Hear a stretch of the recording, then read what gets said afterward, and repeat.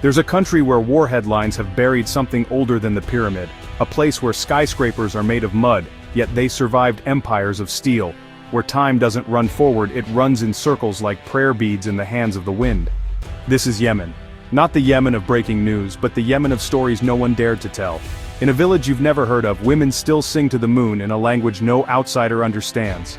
In a market that hasn't changed in centuries, the scent of dried roses and camel milk soap weaves through corridors of shadow and light. Welcome to Yemen, a place far from everything you thought it would be.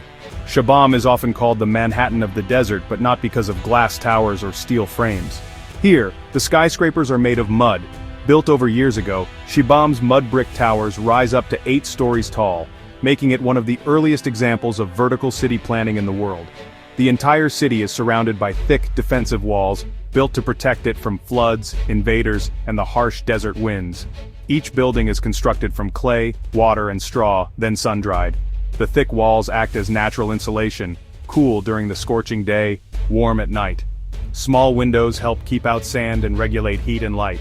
This smart, sustainable design has allowed the city to endure for centuries. Located along the ancient incense route, Shibam was once a thriving trade stop where caravans passed through carrying frankincense, myrrh, and spices. Despite being isolated in the middle of the desert, its strategic location helped it prosper. Today, Shibam stands like an open-air museum, a testament to the ingenuity of its builders. Narrow alleys weave through the dense cluster of the towers. Many homes are inherited through generations, maintained using traditional techniques. In some places, wooden beams connect upper floors between buildings, allowing neighbors to share food or speak without stepping outside. High above the Hadramat Plateau, the land folds inward like a prayer, dry, golden, ancient. There, clinging to the bones of the cliffs, are villages that have watched centuries pass in silence. Al-Hajareen clings to the cliff as if grown from it, not built. The houses, stacked like forgotten scriptures, face a sun that offers no mercy. There are no rivers here, no green, only stone, yet life persists. Farther along, the Wee Al-Azil appears like a vision, a village suspended mid-breath. Its stone homes perch on ledges carved by time far above the valley floor. From below, they seem unreal. From above, inevitable. Children play in the shade of granite, goats walk the sky. Both villages speak in the language of adaptation. Thick walls keep in the cool, rooms are narrow and dim, not out of poverty but purpose. Flat roofs double as pantries, beds, temples. To reach them is to leave the present. The road coils like scripture along the mountains. No noise here, only the hush of dust, the echo of wind brushing against stone, the soft footfall of a traveler arriving late to an ancient conversation. Leaving the cliffside villages behind and heading higher into the mountains, we arrive at Jabal Sabir. It's a place that, well, feels alive in a different way. Located near the city of Tai, Jabal Sabir is one of the highest peaks in Yemen, reaching over 3,000 meters at its summit. But height is not what makes it special. It's the life that clings to every slope. Terrace farms carved into the mountainside more than 500 years ago cover the hills like green staircases. These terraces are still in use today, supporting crops like coffee, barley, and quat.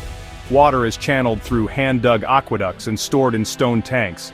Despite limited rainfall, the locals have made agriculture work at altitudes where, honestly, few would even try. Jabal Sabir is also home to a rare and honestly revered animal, the Arabian leopard. It is, one of the most endangered big cats in the world. This leopard is smaller and lighter than its African cousin, with a pale yellow coat that's covered in dark rosettes. In Yemen, only a handful are believed to survive in the wild. Yet, despite its rarity, the leopard holds deep cultural and spiritual significance. In local folklore, it's seen as the protector of the mountain, an invisible presence that watches over the land and its people.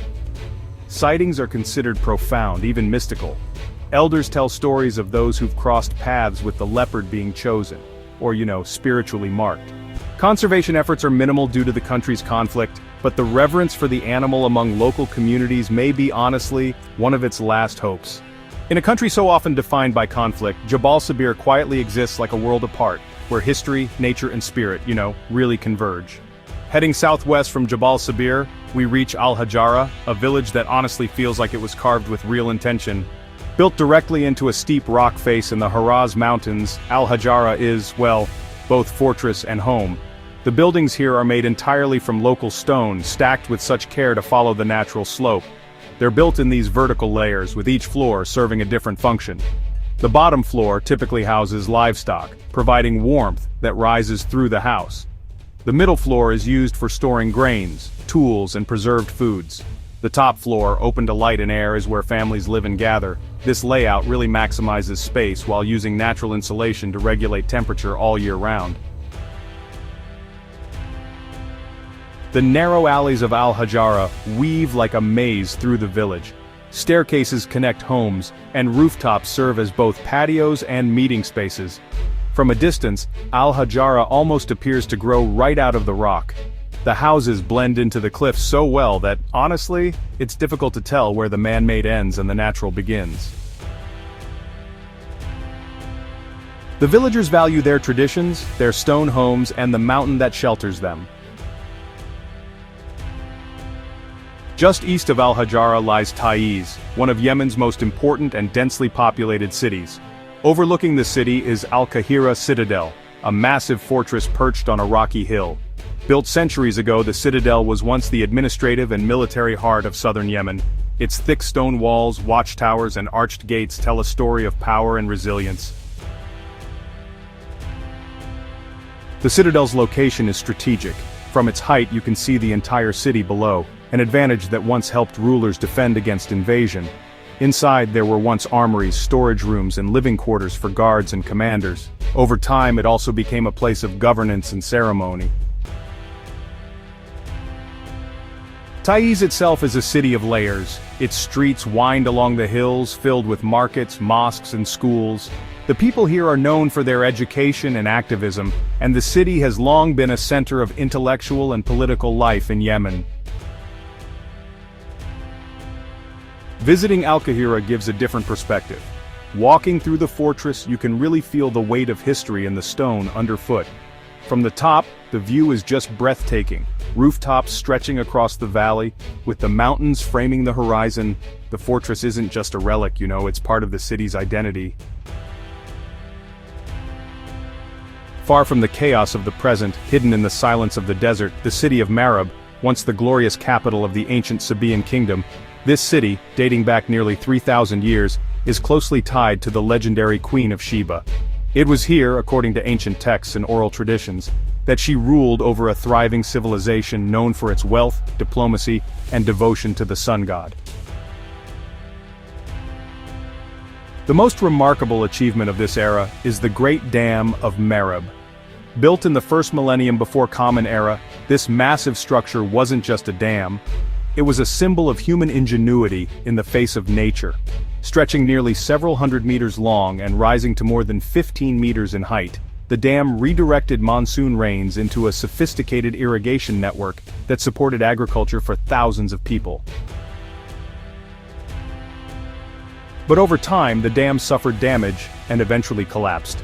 The loss marked the decline of the kingdom and is even referenced in Islamic texts as a turning point in Arabian history. Yet the spirit of the Sheba kingdom lives on in the ruins from temple remains with sun-carved inscriptions that once supported massive structures. Heading west, we arrive at one of Yemen's rare green gems, Jabal Bura. In a country known for its vast, arid landscapes, Jabal Bura stands out as a densely forested mountain range harboring a unique ecosystem that is both fragile and full of life. Unlike other regions, this area receives slightly more rainfall, creating a humid climate that supports tall trees, ferns, and moss-covered rocks. What makes Jabal Bura especially remarkable is the presence of the Hamadryas baboon, a species deeply woven into Yemen's ecological and cultural identity. These baboons are easily recognized by their thick silver-gray coats and sharp, intelligent eyes. Males are typically larger and more dominant, leading tight-knit, structured groups. Their social behavior is complex, including vocal calls, grooming rituals, and displays of hierarchy often compared to human societies. To local people, these primates are more than just animals. They are the monks of the mountain. In local beliefs, Hamadryas baboons are seen as the spirit guardians of the land, embodying a sacred connection between nature and humanity.